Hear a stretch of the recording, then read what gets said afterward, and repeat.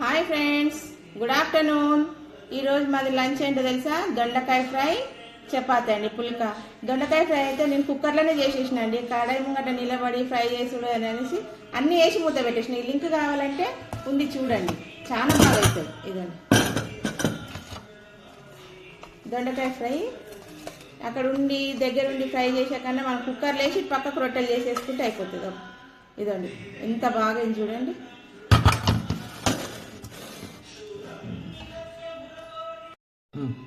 ఇదండి రొట్టెలు, వేడి వేడి రొట్టెలు, దొండకాయ ఫ్రై కుక్కర్లో చేసినండి.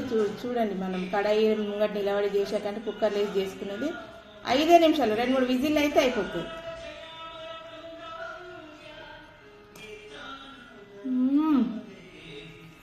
ఇంత మెత్త ఉడికిపోయినాయి, మొత్తం నీళ్ళు పోయలే. మీరు తిన్నారా? నేనైతే